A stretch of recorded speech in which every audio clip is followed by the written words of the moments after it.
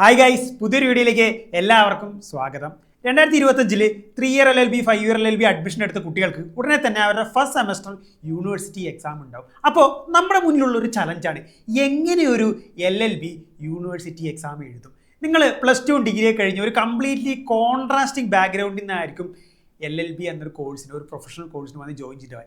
പലരും കുറേ വർഷങ്ങളുടെ ബ്രേക്കിന് ശേഷമായിരിക്കും എന്ത് ചെയ്യുക, ഈ LLB പഠിക്കാൻ ജോയിൻ ചെയ്ത പ്രായമായവരുണ്ട്. അപ്പോൾ എങ്ങനെ ഒരു യൂണിവേഴ്സിറ്റി എക്സാം എഴുതാം, ഒരു യൂണിവേഴ്സിറ്റി എക്സാം എഴുതുമ്പോൾ ശ്രദ്ധിക്കേണ്ട കാര്യങ്ങൾ, ഒരു യൂണിവേഴ്സിറ്റി എക്സാമിൻ്റെ ആൻസറിൽ ഉൾക്കൊള്ളിക്കേണ്ട കാര്യങ്ങൾ, എങ്ങനെ ധാരാളം മാർക്ക് നേടാം, അതുപോലെ എങ്ങനെ സ്മാർട്ടായിട്ട് എക്സാമിനെ നമുക്ക് അറ്റൻഡ് ചെയ്യുന്നതിനെ പറ്റിയാണ് ഇന്നത്തെ വീഡിയോ. അപ്പം ഞാനൊരു പ്രീവിയസ് ഇയർ ക്വസ്റ്റ്യൻ പേപ്പർ സാമ്പിളായിട്ട് വെച്ച് എന്ത് ചെയ്യുക, ഞാൻ പറഞ്ഞുതരാം. അപ്പോൾ നിങ്ങൾക്ക് സ്ക്രീനിൽ കാണാൻ പറ്റുന്നത് നമ്മുടെ ഒരു പ്രീവിയസ് ഇയർ 5 ഇയർ LLBയുടെ കോൺട്രാക്റ്റിൻ്റെ ക്വസ്റ്റ്യൻ പേപ്പറാണ്. ഓക്കെ, ഇത് കാലിക്കറ്റ് യൂണിവേഴ്സിറ്റിയാണ്. അപ്പോൾ ഇത് കാലിക്കറ്റ് യൂണിവേഴ്സിറ്റിയുടെ ആണെന്ന് വെച്ചിട്ട് ബാക്കിയുള്ള യൂണിവേഴ്സിറ്റിക്കാരൊന്നും ആപ്ലിക്കബിൾ അല്ല, അങ്ങനെയൊന്നുമില്ല. ഈ ഒരു വീഡിയോ ഏതൊരു യൂണിവേഴ്സിറ്റിയിൽ പഠിക്കുന്ന 3 ഇയർ LLB കുട്ടി 5 ഇയർ LLB കുട്ടികൾക്കും ആപ്ലിക്കബിൾ ആണ്. ഓക്കെ, അപ്പോൾ നമുക്കറിയാം എല്ലാ യൂണിവേഴ്സിറ്റിയിലും ലോ സബ്ജക്ട്സിൻ്റെ സിലബസ് ഒക്കെ ഒരു 80% 90% സിമിലർ ആയിരിക്കും. പിന്നെ ആകെ ഒരു വ്യത്യാസം വരുന്നത് ക്വസ്റ്റ്യൻ പേപ്പറിൻ്റെ മാർക്കിംഗ് പാറ്റേണിലായിരിക്കും. ഞാൻ ഈ പറയുന്ന കാര്യങ്ങൾ എല്ലാ യൂണിവേഴ്സിറ്റിയിലുള്ള 3 ഇയർ 5 ഇയർ കുട്ടികൾക്കും എന്ത് ചെയ്യുക, ആപ്ലിക്കബിൾ ആണ്. ഒരു സാമ്പിളിന് വേണ്ടി ഞാൻ ഈ ക്വസ്റ്റ്യൻ പേപ്പർ എടുത്തു എന്നേ ഉള്ളൂ. അപ്പോൾ നമുക്ക് ഈ 5 ഇയർ LLBയുടെ കാലിക്കറ്റ് യൂണിവേഴ്സിറ്റി ക്വസ്റ്റ്യൻ പേപ്പർ നമുക്ക് നോക്കാം, നമുക്ക് എങ്ങനെയാണ് മാർക്കിംഗ് പാറ്റേൺ എന്നുള്ള രീതിയിൽ ചെയ്യാം. ഇനി ബാക്കിയുള്ളവരുടെ കാര്യങ്ങളൊക്കെ ഞാൻ മറ്റുള്ള യൂണിവേഴ്സിറ്റികളുടെ ക്വസ്റ്റ്യൻ പേപ്പറൊക്കെ വെച്ചിട്ട് ഞാൻ ഈ വീഡിയോ വരുന്നുണ്ട്. Okay, so wait for the content. അപ്പോൾ നമുക്ക് നോക്കാം. നമുക്കറിയാം part A. Okay, part A എന്ന് പറയുന്നത് ഷോർട്ട് ആൻസർ ക്വസ്റ്റ്യൻ ആണ്. ഓക്കെ, പാർട്ട് എ എന്ന് പറയുന്നത് ഷോർട്ട് ആൻസർ ക്വസ്റ്റ്യൻ ആണ്. ഓക്കെ, പാർട്ട് എ എന്ന് പറയുന്നത് ഷോർട്ട് ആൻസർ ക്വസ്റ്റ്യൻ ആണ്. നമുക്കറിയാം ഇതിൽ പറയുന്നുണ്ട് write a short note on 6 of the following. അതായത് 9 ക്വസ്റ്റ്യൻ തന്നിട്ടുണ്ട്, അതിൽ നമുക്ക് 6 അറ്റൻഡ് ചെയ്താൽ മതി. മൊത്തം പാർട്ട് എന്ന് 30 മാർക്കാണ് നമുക്കുള്ളത്. ഓക്കെ, പാർട്ട് എന്ന് 30 മാർക്ക്. അപ്പോൾ പാർട്ട് എ എന്ന് പറയുന്നത് ഷോർട്ട് ആൻസർ ക്വസ്റ്റ്യൻ ആണ്. ഓക്കെ, അപ്പോൾ 9 ക്വസ്റ്റ്യൻ ഉണ്ട്, അതിൽ 6 അറ്റൻഡ് ചെയ്താൽ മതി. ഇനിയും പാർട്ട് ബി നമുക്ക് നോക്കാം. പാർട്ട് ബി എന്ന് പറയുന്നത് പ്രോബ്ലം ക്വസ്റ്റ്യൻസ് ആയിരിക്കും. ഓക്കെ, പ്രോബ്ലം ക്വസ്റ്റ്യൻസാണ്. നമുക്ക് മൊത്തം 3 ചോദ്യങ്ങളുണ്ടാവും, അതിൽ 2 അറ്റൻഡ് ചെയ്താൽ മതി. ഒരെണ്ണത്തിന് 10 മാർക്കാണ്. അങ്ങനെ ടോട്ടൽ പാർട്ട് ബിന്ന് 20 മാർക്സാണ്. പാർട്ട് ബിന്ന് ടോട്ടൽ 20. പാർട്ട് ബി ആണ് കുറച്ച് വെല്ലുവിളി ഉയർത്തുന്ന ഭാഗം, ഇല്ലേ? പാർട്ട് ബിയിൽ പ്രോബ്ലംസ് ആയിരിക്കും. നമ്മൾ ആ പ്രോബ്ലം വായിച്ച് അത് അനലൈസ് ചെയ്ത് അതിലേക്ക് ഏത് എന്താ പറയുക കേസ് ലോൺ ആപ്ലിക്കബിൾ, അല്ലെങ്കിൽ അതിലേക്ക് വരുന്ന ലീഗൽ പ്രിൻസിപ്പിൾ എന്താണെന്ന് ആലോചിച്ച് പിടിച്ച് വേണം നമുക്ക് ചെയ്യാൻ. ഓക്കെ, അപ്പോൾ കുഴപ്പമില്ല, പഠിച്ചു കഴിഞ്ഞാൽ നമുക്ക് എന്ത് ചെയ്യാൻ പറ്റും, അറ്റൻഡ് ചെയ്യാം. അപ്പോൾ എങ്ങനെയാണ് ഒരു പ്രോബ്ലം ക്വസ്റ്റ്യൻസ് എഴുതുന്നത്, ഒരു കേസ് പ്രോബ്ലം എങ്ങനെ അറ്റൻഡ് ചെയ്യണം, അത് ഏത് രീതിയിൽ അതിൻ്റെ ആൻസർ എഴുതുന്നതിനെ പറ്റിയൊക്കെ ഞാൻ വീഡിയോസ് ഓൾറെഡി യൂട്യൂബ് ചാനലിൽ ചെയ്തിട്ടുണ്ട്. അപ്പോൾ എൻ്റെ ചാനലിൽ കിടപ്പുണ്ട്. നിങ്ങൾ LLB സബ്ജക്ട് ക്ലാസ് എന്ന ഫോൾഡറിൽ പോയി നിങ്ങൾക്ക് അത് കാണാൻ പറ്റും. നമുക്ക് പാർട്ട് സി നോക്കാം. പാർട്ട് സി എന്ന് പറയുന്നത് essay ക്വസ്റ്റ്യൻസ് ആണ്. ഓക്കെ, 3 ക്വസ്റ്റ്യൻ തന്നിട്ടുണ്ട്, 2 അറ്റൻഡ്. ടോട്ടൽ 25 മാർക്കാണ് പാർട്ട് സി. അപ്പോൾ പാർട്ട് സി ആണ് greater proportion off mark. Part C നിങ്ങൾ നിങ്ങൾ ഈ എക്സാം പാസ്സാവണോ വേണ്ട, അത് essay ക്വസ്റ്റ്യൻസ് ആണ് ഓട്ടോമാറ്റിക്കലി. ഓക്കെ, ഇനി നമുക്ക് നോക്കാം. ഇനി നമുക്കൊരു ഏതൊരു യൂണിവേഴ്സിറ്റിയിൽ പഠിക്കുന്ന ഒരു 3 ഇയർ 5 ഇയർ കുട്ടികൾ ആദ്യമായിട്ടൊരു യൂണിവേഴ്സിറ്റി എക്സാം എഴുതാൻ പോകുമ്പോൾ ശ്രദ്ധിക്കേണ്ട കാര്യങ്ങൾ, അത് നമ്മൾ പ്രിപ്പറേഷൻ സ്റ്റേജിലൂടെ തന്നെ നമ്മൾ ശ്രദ്ധിച്ചു പോകണം. ഓക്കെ, എക്സാമിൽ ഇരിക്കുമ്പോഴല്ല, അത് പ്രിപ്പറേഷൻ സ്റ്റേജിൽ തന്നെ നമ്മൾ എന്ത് ചെയ്യണം, ശ്രദ്ധിക്കണം. ചില കാര്യങ്ങൾ സെമസ്റ്ററിൻ്റെ ഡേ 1 മുതൽ ശ്രദ്ധിക്കണം. അപ്പോൾ നിങ്ങൾ പറയുമ്പോൾ നിങ്ങൾക്ക് അത് മനസ്സിലാവും. ഓക്കെ, ഫസ്റ്റ് കാര്യം എന്ന് പറയുന്നത് score maximum marks in internals. അത് ഞാൻ പറഞ്ഞില്ല, ഇത് നമ്മുടെ സെമസ്റ്ററിൻ്റെ ഡേ 1 തൊട്ട് ചെയ്യേണ്ട കാര്യമാണ്, അല്ലേ? ഇൻറ്റേർണലിൽ മാക്സിമം മാർക്ക് നിങ്ങൾ സ്കോർ ചെയ്യുക. അത് നിങ്ങൾ എന്താ ചെയ്യുക, പ്രത്യേകം 10 മാർക്ക് അസൈൻമെൻറ്റിനുണ്ട്, സമയത്ത് അസൈൻമെൻറ്റ് വയ്ക്കുക. 10 മാർക്ക് എന്ത് ചെയ്യുന്നുണ്ട്, ഇൻറ്റേർണൽ എക്സാം ഉണ്ട്, എന്ത് ചെയ്യുക, സമയത്ത് പഠിച്ചു പോയിട്ട് ഇൻറ്റേർണൽ അറ്റൻഡ് ചെയ്യുക. പിന്നെ 5 മാർക്ക് അറ്റൻഡൻസിനുണ്ട്, ഇല്ലേ? അത് നിങ്ങൾക്ക് പറ്റുന്ന പോലെ ക്ലാസ് തന്നെ ഫുൾ ടൈം ക്ലാസ് ഇരിക്കണം, ഫുൾ ടൈം പഠിക്കണം എന്നുള്ളൊരു അഭിപ്രായമുള്ളൊരു വ്യക്തിയല്ല. ലോ കോളേജ് എന്ന് പറഞ്ഞാൽ പ്രോആക്റ്റീവായിട്ട് നമ്മൾ ജീവിച്ച് പഠിക്കേണ്ട ഒരു സ്ഥലമാണ്. ഓക്കെ, അപ്പോൾ പരമാവധി ക്ലാസ്സുകളിൽ കയറി, പിന്നെ പ്രോഗ്രാംസിനൊക്കെ ഇറങ്ങി കഴിഞ്ഞാൽ ഓട്ടോമാറ്റിക് അറ്റൻഡൻസ് കിട്ടും. ഓക്കെ, അല്ലാണ്ട് അനാവശ്യമായിട്ട് ക്ലാസ്സുകൾ കട്ട് ചെയ്യാണ്ടിരുന്നാൽ മതി. അപ്പോൾ നമുക്കൊരു ഇൻറ്റേർണൽ ഇപ്പോൾ ഒരു 25 ഒരു 23 മാർക്ക് കിട്ടി. ബാക്കി 27 മാർക്ക് നമ്മൾ എഴുതി ഉണ്ടാക്കിയാൽ മതി. കാരണം പാസ്സാവാൻ 50 മാർക്ക് മതി, ഇല്ലേ? എക്സ്റ്റേണൽ എന്ന് പറയുമ്പോൾ 75 മാർക്കിലാണ് നമ്മുടെ എക്സ്റ്റേണൽ വരുന്നത്. അപ്പോൾ നിങ്ങൾക്ക് കാണാൻ പറ്റും കേട്ടോ, എക്സ്റ്റേണൽ എന്ന് പറയുന്നത് ടോട്ടൽ മാക്സിമം 75 മാർക്സ് ആണ്.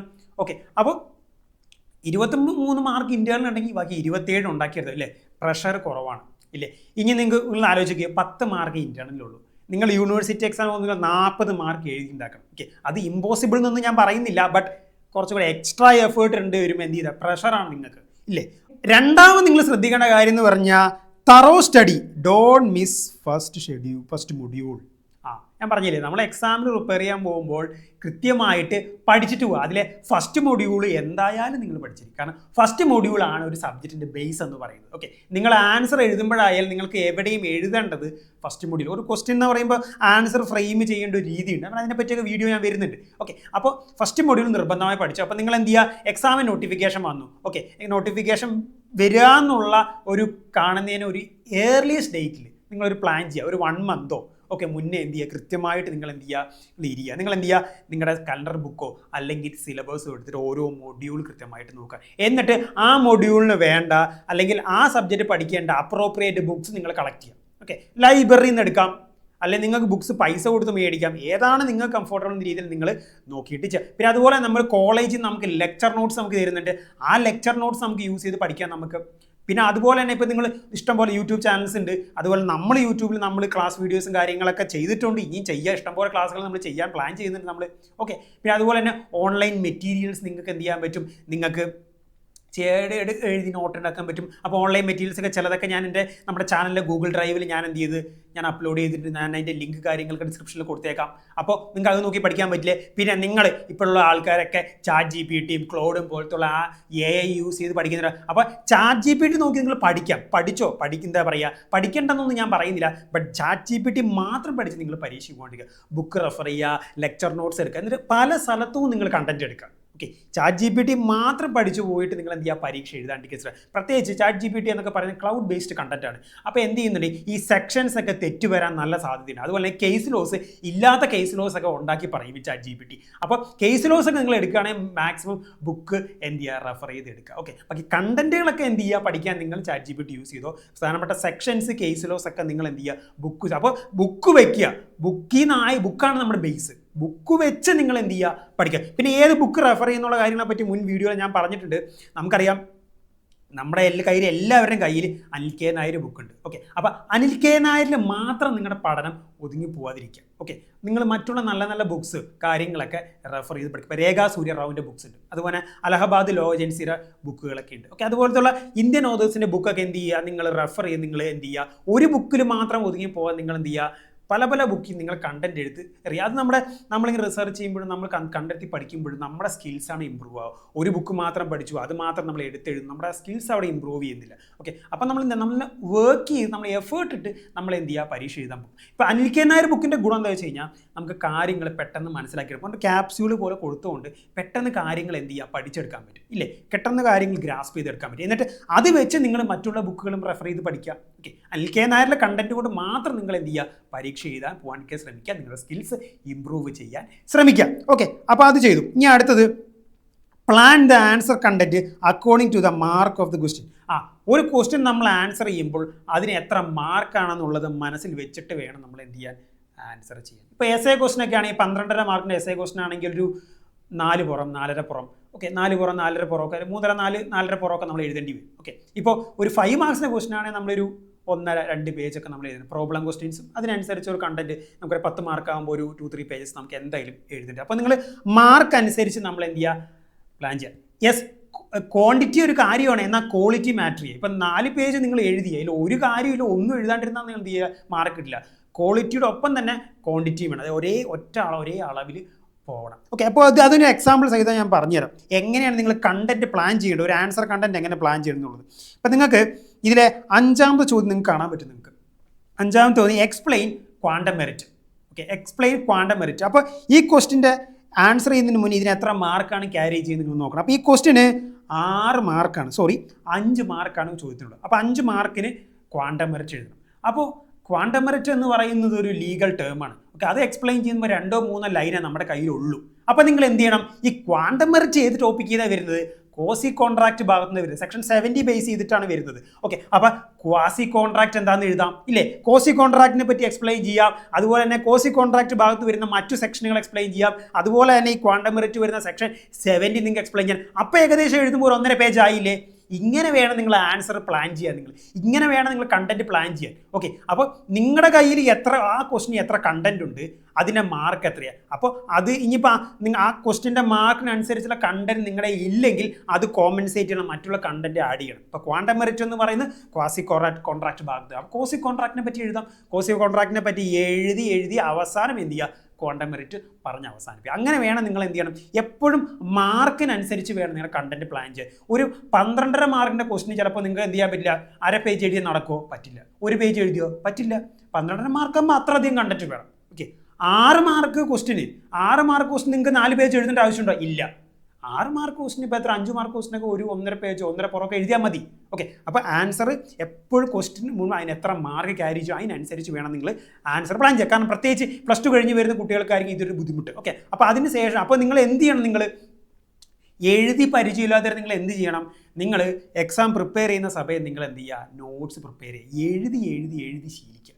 അത് നിങ്ങൾ എക്സാമിൻ്റെ പ്രിപ്പറേഷൻ സമയത്ത് ധാരാളം എഴുതുമ്പോൾ നിങ്ങൾ എന്ത് ചെയ്യുക, ആ എഴുതാനുള്ള ഒരു കപ്പാസിറ്റി ഡെവലപ്പ് ചെയ്ത് വരും. കാരണം നമ്മുടെ ആൻസേഴ്സ് ഭയങ്കര ഡിസ്ക്രിപ്റ്റീവായിട്ട് നമുക്ക് എഴുതണം. നമുക്ക് വെറുതെ 1-2 ലൈനിൽ എഴുതി കഴിഞ്ഞാൽ ആൻസർ പറ്റില്ല.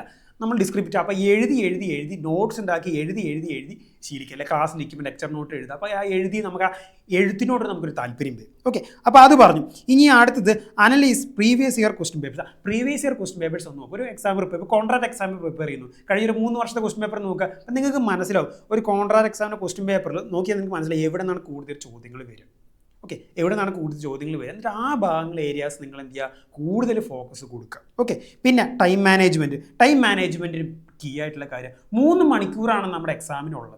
അപ്പോൾ എപ്പോഴും നമ്മൾ ടൈം കൃത്യമായിട്ട് മാനേജ് ചെയ്യും. അപ്പം ഞാൻ ചെയ്യുന്ന പരിപാടി എന്ന് വെച്ച് കഴിഞ്ഞാൽ ഞാൻ ഓരോ പാർട്ടിനും പാർട്ട് എക്ക് ഇത്ര സമയം കൊടുക്കും, പാർട്ട് ബിക്ക് ഇത്ര സമയം കൊടുക്കും, പാർട്ട് സിക്ക് ഇത്ര സമയം കൊടുക്കും. ഇപ്പം നമുക്കറിയാം പാർട്ട് സി എസ്എ ക്വസ്റ്റ്യൻ എഴുതാനായിരിക്കും ഏറ്റവും കൂടുതൽ സമയം വേണ്ടി വരും, ഇല്ലേ? എസ്എ ക്വസ്റ്റ്യൻ എഴുതാനായിരിക്കും ഏറ്റവും കൂടുതൽ സമയം വേണ്ടിയില്ല. അപ്പോൾ അതിന് കൃത്യമായിട്ട് ടൈം അലോട്ട് ചെയ്യും. ഓക്കെ, അപ്പോൾ പ്ലാൻ ചെയ്ത് എഴുതിയില്ല പ്രശ്നം എന്താ കഴിഞ്ഞാൽ നമുക്ക് ക്വസ്റ്റ്യൻ പേപ്പർ കംപ്ലീറ്റ് ആയിട്ട് ആൻസർ ചെയ്യാൻ പറ്റില്ല നമുക്ക്. ഓക്കെ, നമ്മൾ എന്ത് ചെയ്യും, ടൈം ഷോർട്ടേജ് വരും നമുക്ക്. ഓക്കെ, പ്രത്യേകിച്ച് ഫസ്റ്റ് എക്സാമിനൊക്കെ ആ ബുദ്ധിമുട്ട് വരും. 2 സെമസ്റ്റർ എക്സാം ഒക്കെ കഴിയുമ്പോൾ നിങ്ങൾ ഓട്ടോമാറ്റിക്കലി നിങ്ങൾ അതിനോട് എന്ത് ചെയ്യും, ഓക്കെ ആവുന്നത്. അപ്പോൾ ടൈം മാനേജ്മെൻറ്റ് വളരെ കീ ആയിട്ടുള്ള. ഇപ്പം ഞാൻ ചില സമയത്ത് പാർട്ട് സി ആദ്യം എഴുതി തുടങ്ങും, എസ്എ ക്വസ്റ്റ്യൻസ് ആദ്യം എഴുതി തുടങ്ങും. ഓക്കെ, അതിപ്പോൾ ഓരോരുത്തരുടെ കംഫർട്ടബിലിറ്റി പോലെ. അപ്പോൾ നിങ്ങൾ എന്ത് ചെയ്യുക, കൃത്യമായി ടൈം അലോട്ട് ചെയ്ത് പ്ലാൻ ചെയ്ത് നിങ്ങൾ എന്ത് ചെയ്യുക, പരീക്ഷ എഴുതുക. പിന്നെ ഒരു അടുത്ത കാര്യം, the answer should contain case loss, illustrations, examples, important sections, appropriate content. ഒരു LLB യൂണിവേഴ്സിറ്റി എക്സാമിൻ്റെ ആൻസറിൽ എന്തൊക്കെ വേണം, പ്രധാനമായിട്ട് കേസ് ലോസ് വേണം, കേസ് ലോസ് മാർക്ക് ക്യാരി ചെയ്യും. അതുപോലെ തന്നെ ഇല്ലുസ്ട്രേഷൻസ് വേണം, അതുപോലെ തന്നെ എക്സാമ്പിൾസ് വേണം, അതുപോലെ തന്നെ ഇപ്പോൾ പ്രധാനപ്പെട്ട സെക്ഷൻ, ഇപ്പോൾ ടോട്ടലൊന്നും സെക്ഷൻ ഉണ്ടാവില്ല, പക്ഷേ നമ്മുടെ IPC അല്ലെങ്കിൽ BNS പോലുള്ള സബ്ജക്റ്റുകളൊക്കെ സെക്ഷനാണ്, ഇമ്പോർട്ടൻറ്റ് സെക്ഷൻസ്. പിന്നെ അതിനോടുള്ള ആ ആൻസറിനോട് കോംപ്ലിമെൻറ്റ് ചെയ്യാൻ വെച്ചാൽ അപ്രോപ്രിയേറ്റ് കണ്ടന്റ്. ഓക്കെ, കണ്ടതിന് വേണ്ട കണ്ടന്റ്. അപ്പോൾ ഇത്രയും കാര്യങ്ങളാണ് പ്രധാനമായിട്ട് നമ്മൾ എന്ത് ചെയ്യുക, ഒരു ആൻസർ എഴുതുന്നത്. വെറുതെ എക്സ്പ്ലനേഷൻ മാത്രം എഴുതി വെച്ചാൽ നമുക്ക് മാർക്ക് വരില്ല നമുക്ക്. ഓക്കെ, സെക്ഷൻസ് എഴുതണം, ഇല്ലുസ്ട്രേഷൻസ് എഴുതണം, എക്സാമ്പിൾസ് എഴുതണം, മറ്റുള്ള പ്രധാനപ്പെട്ട കാര്യങ്ങളൊക്കെ നിങ്ങൾക്ക് എന്ത് ചെയ്യാൻ പറ്റും, എഴുതാൻ പറ്റും. ഇനി കേസ് ലോ എഴുതുമ്പോൾ എൻ്റെ അടുത്തൊരു കുട്ടി കഴിഞ്ഞ ദിവസം മെസ്സേജ് ചോദിച്ചു, സാർ കേസ് ലോ എഴുതുമ്പോൾ എങ്ങനെയാണ് എഴുതുക? കേസ് ലോ എഴുതുമ്പോൾ നിങ്ങൾ ആ കേസിൻ്റെ ടൈറ്റിൽ ഇപ്പോൾ ഡൊണോഗ് വേഴ്സസ് സ്റ്റീവൻസൺ, വർഷം ഓർമ്മയുണ്ടെങ്കിൽ വർഷം എഴുതുക. ഓക്കെ, ഇനിയിപ്പോൾ വർഷം ഓർമ്മയില്ലെങ്കിൽ തെറ്റിച്ച് എഴുതരുത്. ഓക്കെ, അപ്പോൾ ഇപ്പോൾ നിങ്ങൾക്ക് ടൈറ്റിൽ മാത്രമേ ഓർമ്മയുള്ളൂ, ഡൊണോഗ് വേഴ്സസ് സ്റ്റീവൻസൺ. എന്നിട്ട് നിങ്ങൾ എന്ത് ചെയ്യുക, നിങ്ങൾ ഒന്നെങ്കിൽ നിങ്ങൾ ആ കേസ് സമ്മറൈസ് ചെയ്ത് എഴുതുക, അല്ലെങ്കിൽ പിന്നെ നിങ്ങൾക്ക് വേറെ രീതിയിൽ എഴുതാൻ പറ്റും, ഫാക്റ്റ്, ഇഷ്യൂ, ജഡ്ജ്മെൻറ്റ്. അങ്ങനെ നിങ്ങൾക്ക് ആ കേസിനെ പറ്റി ഡീറ്റെയിൽ ആയിട്ട് അറിയുമെങ്കിൽ നിങ്ങൾ ഫാക്റ്റ്, ഇഷ്യൂ, ജഡ്ജ്മെൻറ്റ് എന്ന് എഴുതുക. അല്ലെങ്കിൽ നിങ്ങൾ എന്ത് ചെയ്യുക, അതിൻ്റെ മൊത്തം ആ കേസിൻ്റെ മൊത്തം കണ്ടൻറ്റ് ഷോർട്ട് സമ്മറൈസ് ചെയ്തൊരു 3-4 ലൈനിൽ നിങ്ങൾക്ക് എന്ത് ചെയ്യാൻ പറ്റും, നിങ്ങൾ എഴുതി വയ്ക്കുക. അത് നിങ്ങൾക്ക് നിങ്ങളുടെ കയ്യിലുള്ള കണ്ടന്റ് പോലെ നിങ്ങൾ എന്ത് ചെയ്യുക നിങ്ങൾ. ഓക്കെ, അപ്പോൾ അത് പറഞ്ഞു. അടുത്ത് നിങ്ങൾ ശ്രദ്ധിക്കേണ്ട കാര്യം വെച്ചാൽ നമുക്ക് നമ്മുടെ എക്സാമിൻ്റെ പ്രിപ്പറേഷൻ പീരീഡിൽ കൃത്യമായിട്ട് നോട്ട്സ് ഉണ്ടാക്കുക നിങ്ങൾ. ഓക്കെ, നോട്ട്സ് ഉണ്ടാക്കി നോട്ട്സ് പഠിക്കുക നിങ്ങൾ. ഓക്കെ, ഈ നോട്ട്സ് ഉണ്ടാക്കുന്നത് വളരെ പ്രധാനപ്പെട്ട ഒരു കാര്യമാണ്. ഓക്കെ, ഇപ്പോൾ എന്താ പറയുക, ഒരു ലോങ് ബ്രേക്കിന് ശേഷമൊക്കെ LLB ജോയിൻ ചെയ്ത ഒരുപാട് പ്രായമായവരുണ്ട്. ഓക്കെ, പിന്നെ ഇംഗ്ലീഷ് ലാംഗ്വേജ് ഡീൽ ചെയ്യാൻ കുറച്ച് ബുദ്ധിമുട്ടുള്ളവരുണ്ടാവും, ലാംഗ്വേജ് ബുദ്ധിമുട്ടുള്ളവർ, അതുപോലെ തന്നെ ഈ എഴുതാൻ ബുദ്ധിമുട്ടുള്ളവരുണ്ട്. അവരൊക്കെ എന്തായാലും നോട്ട്സ് ഉണ്ടാക്കണം. നോട്ട്സ് ഉണ്ടാക്കി നിങ്ങൾ എന്ത് ചെയ്യുക, പഠിക്കുക. അപ്പോൾ എഴുതുമ്പോൾ ഓട്ടോമാറ്റിക്കായി നിങ്ങൾ എന്ത് ചെയ്യും, ആ സാധനം നിങ്ങളുടെ മൈൻഡിൽ രജിസ്റ്റർ ആവും നിങ്ങൾക്ക്. ഓക്കെ, അപ്പോൾ നിങ്ങൾക്ക് എന്ത് ചെയ്യും, നിങ്ങൾക്ക് എക്സാം എഴുതാൻ കുറച്ച് എളുപ്പം. അതുപോലെ തന്നെ പല കുട്ടികൾ ചെയ്യുന്നൊരു കാര്യമാണ്, നോട്ട്സൊക്കെ ഇംഗ്ലീഷിൽ എഴുതും എന്നിട്ട് മലയാളത്തിൽ പഠിക്കും. നിങ്ങൾ അങ്ങനെ ചെയ്യണ്ട. ഓക്കെ, നിങ്ങൾ ഈ നോട്ട്സ് ഇംഗ്ലീഷിൽ ഉണ്ടാക്കുക, എന്നിട്ട് ഇംഗ്ലീഷിൽ തന്നെ പഠിക്കുക, ഇംഗ്ലീഷിൽ തന്നെ അത് പറഞ്ഞു പഠിക്കുക. അപ്പോൾ നിങ്ങൾക്ക് ഓട്ടോമാറ്റിക്കലി നിങ്ങൾ എക്സാമിന് പോയി നിങ്ങൾ വേർഡ്സിന് വേണ്ടി തപ്പില്ല. നിങ്ങൾ ഇത് നമ്മൾ മലയാളത്തിൽ പഠിച്ചു പോയിക്കാൻ നമ്മൾ അവിടെ പോയിരുന്നിട്ട് നമ്മൾ വേർഡ്സ് തപ്പും നമ്മൾ. ഓക്കെ, അപ്പോൾ അതില്ലാണ്ടിരിക്കാൻ നിങ്ങൾ എന്ത് ചെയ്യണം, പഠിക്കുമ്പോൾ ഇംഗ്ലീഷിലാണ് നോട്ട്സ് ഉണ്ടാക്കുക, ഇംഗ്ലീഷിൽ തന്നെ വായിച്ച് പഠിക്കുക. അപ്പോൾ എക്സാം എഴുതുമ്പോൾ നിങ്ങൾക്ക് കുറച്ചുകൂടി ഹെൽപ്ഫുൾ ആയിരിക്കും നിങ്ങൾക്ക്. പിന്നെ അതുപോലെ തന്നെ യൂസ് യുവർ സ്കിൽസ്. സ്മാർട്ടായിട്ട് നിങ്ങൾ എക്സാം എഴുതും. നിങ്ങൾ ഇപ്പം നിങ്ങളിപ്പോൾ എന്താ പറയുക, ഒരിക്കലും ഒരു ക്വസ്റ്റ്യൻ അറിയില്ല എന്നാൽ പിന്നെ അത് വിട്ടേക്കാം, ആ ഒരു പരിപാടി വേണ്ട. ഒരു ക്വസ്റ്റ്യൻ അറിയില്ലെങ്കിലും നിങ്ങൾ എന്തെങ്കിലുമൊക്കെ എഴുതുക. ഓക്കെ, ഇതെനിക്ക് അറിയില്ല, അത് ഞാൻ വിട്ട് കളയാം, അങ്ങനത്തെ ഉള്ള മണ്ടത്തരങ്ങളും നിങ്ങൾ എല്ലാ ആൻസറും നിങ്ങൾ എന്ത് ചെയ്യുക, എല്ലാ ക്വസ്റ്റ്യൻസ് നിങ്ങൾ അറ്റൻഡ് ചെയ്യുക. അപ്പോൾ ഞാനൊരു എക്സാമ്പിൾ പറയാം. ഇപ്പം നിങ്ങൾക്ക് ഒരു example, explain the essentials of valid consideration, first question. അപ്പോൾ ഈ ക്വസ്റ്റ്യൻ ആൻസർ നിങ്ങൾക്ക് അറിയത്തില്ല, ഞാൻ പഠിച്ചിട്ടില്ല, അറിയത്തില്ല. അപ്പം നിങ്ങൾ അത് ലീവ് ചെയ്ത് മിണ്ടാതിരിക്കുകയാണ് വേണ്ട, അല്ല, നിങ്ങളെന്താ ചെയ്യേണ്ടത്, കൺസിഡറേഷൻ എന്ന് പറഞ്ഞാൽ ഏതിൽ വരുന്ന ടോപ്പിക്കാണ്, കോൺട്രാക്റ്റിനെ പറ്റി ഇൻട്രോ എഴുതാൻ പറ്റില്ലേ, കോൺട്രാക്റ്റിനെ പറ്റി കുറച്ച് കാര്യങ്ങൾ എഴുതാൻ പറ്റില്ലേ, കോൺട്രാക്റ്റിലെ പ്രധാനപ്പെട്ട സെക്ഷൻസ് എഴുതാൻ പറ്റില്ലേ, അങ്ങനെയുള്ള കാര്യങ്ങൾ പഠിച്ച കാര്യങ്ങൾ ഉണ്ടാവുമല്ലോ, അതൊക്കെ എഴുതി ചേർക്കാൻ പറ്റില്ലേ നിങ്ങൾക്ക്. അങ്ങനെ എഴുതി കൺസിഡറേഷനെ പറ്റി എന്തെങ്കിലുമൊക്കെ എഴുതാൻ പറ്റില്ലേ. അങ്ങനെ ഇനി ഒട്ടും അറിയില്ലെങ്കിൽ അങ്ങനെ എഴുതി വരുമ്പോൾ തന്നെ ഒരു പേജ് 2 പേജ് ആയില്ലേ, അങ്ങനെ എഴുതുക. അങ്ങനെ നിങ്ങൾ സെൻറ്റൻസ് നമുക്ക് എഴുതാൻ കപ്പാസിറ്റി, നമുക്ക് അത്യാവശ്യം ലാംഗ്വേജ് ഉണ്ട്, അത്യാവശ്യം കാര്യങ്ങൾ ഉണ്ടെങ്കിൽ നമുക്ക് LLB എന്താ പറയുക യൂണിവേഴ്സിറ്റി എക്സാം സിമ്പിളായിട്ട് നമുക്ക് എന്ത് ചെയ്യാൻ പറ്റും, പാസ്സായി പോകാൻ പറ്റും നമുക്ക്. ഓക്കെ, അപ്പോൾ നിങ്ങൾക്ക് എന്താ പറയുക, സ്മാർട്ടായിട്ട് നിങ്ങൾ എന്ത് ചെയ്യുക, ക്വസ്റ്റ്യൻ ആൻസർ ചെയ്യുക. നിങ്ങൾ ഒരു ക്വസ്റ്റ്യൻ ലീവ് ചെയ്യാൻ നിൽക്കണ്ട, ഒന്നും അറിയില്ലെങ്കിൽ നിങ്ങൾ എന്തെങ്കിലുമൊക്കെ എഴുതി നിങ്ങൾ പോവുക. അപ്പോൾ ഇത്രയും കാര്യങ്ങളാണ് പ്രധാനമായിട്ട് എനിക്ക് പറഞ്ഞു വെക്കാനുള്ളത്. ഇനി എന്തെങ്കിലുമൊക്കെ ഉണ്ടെങ്കിൽ ഞാൻ ഇനി അഡീഷണൽ വീഡിയോസും കാര്യങ്ങളൊക്കെ വരും. നിങ്ങളുടെ ടൈം ടേബിൾ വരുമ്പോൾ ഞാൻ അഡീഷണൽ ഗൈഡൻസ് ക്ലാസ്സുകളൊക്കെ ആയിട്ട് ഞാൻ വരുന്നുണ്ട്. അതുപോലെ തന്നെ സബ്ജക്ട് ക്ലാസ്സുകളൊക്കെ ആയിട്ട് നമ്മൾ വരുന്നുണ്ട്. അപ്പോൾ നമ്മുടെ ഇപ്പോൾ ഇമ്പോർട്ടൻറ്റ് അപ്ഡേറ്റ്സും കാര്യങ്ങളെല്ലാം നമ്മുടെ ടെലഗ്രാം ചാനലിൽ കൊടുക്കുന്നുണ്ട്. അതിൽ ലിങ്ക് കാര്യങ്ങൾ ഡിസ്ക്രിപ്ഷനിൽ കൊടുക്കുന്നുണ്ട്. അപ്പോൾ LLB യൂണിവേഴ്സിറ്റിക്ക് പാസ്സാകുക എന്ന് പറഞ്ഞാൽ വലിയ ബാലികേറ മലയൊന്നുമല്ല. ആദ്യത്തെ 1-2 സെമ്മൊക്കെ ഒരു ബുദ്ധിമുട്ടുണ്ടാവും ഇല്ലേ, എഴുതി നമ്മളതിന് ആ സിസ്റ്റത്തോടൊന്നും അക്കസ്റ്റമഡ് ആവാനൊരു ടൈം എടുക്കും. അത് കഴിഞ്ഞാൽ റെഡിയാവും. ഓക്കെ, കൃത്യമായിട്ട് പഠിക്കുക, അത്യാവശ്യം നോളേജ് ഉണ്ടോ, അത്യാവശ്യം എഴുതാനുള്ള സ്കില്ലുണ്ടോ, നമുക്ക് എന്തായാലും സുഖമായിട്ട് നമുക്ക് പാസ്സായി പോകുന്നുണ്ട്. അപ്പോൾ വൃത്തിക്കിരുന്ന് പഠിക്കുക. ഓക്കെ, എന്നിട്ട് എക്സാം വരുമ്പോൾ നമ്മൾ അതിന് കൂടുതൽ വീഡിയോസും കാര്യങ്ങളൊക്കെ വരുന്നുണ്ട്. അപ്പോൾ ഈ കണ്ടന്റ് ഹെൽപ്ഫുള്ളായി ഉറപ്പായിട്ട് സപ്പോർട്ട് ചെയ്യുക, ലൈക്ക് ചെയ്യുക, സബ്സ്ക്രൈബ് ചെയ്യുക, ഫ്രണ്ട്സിനൊക്കെ അയച്ചു കൊടുക്കുക.